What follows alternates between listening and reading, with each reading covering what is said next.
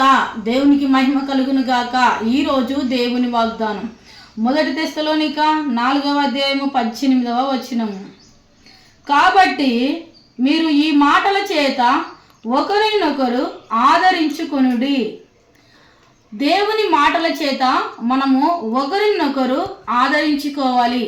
దేవుని మాటల చేత ఆదరింపబడాలి. దేవుని మాటల చేత ధైర్యపరచబడాలి. దేవుని మాటల చేత సమాధానపరచబడాలి. ఇటు కృప మనందరికి దేవుడు దయచేయను గాక. కళ్ళు మూసుకుందాం, చిన్న ప్రార్థన చేసుకుందాం. దయగలిగిన తండ్రి, కృపగలిగిన యేసయ్యా, నీకు వందనములు అయా. నీ మాటల చేత మేము ఒకరినొకరు దేవ ఆదరించుకునే కృపను దేవ మీరు అనుగ్రహించండి. ధైర్యపరచుకునే కృపను మీరు దయచేయండి. ఈ ఉదయకాలం ఈ మాటలు వింటున్న ప్రతి ఒక్కొక్కరు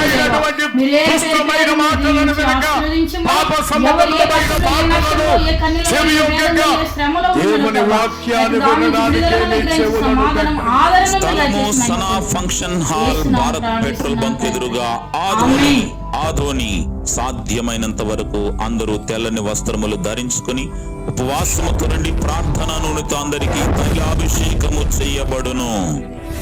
అందరికీ ఆహ్వానం, అందరికీ ఆహ్వానం. ఆహ్వానించువారు రెవరెండ్ జి జకరయ్య గారు, శ్రీమతి సంతోషమ్మ గారు మరియు బైబిల్ మిషన్ సంఘ సభ్యులు ఆధోని. అందరికీ ఆహ్వానం. మరణాతా మరణాతా.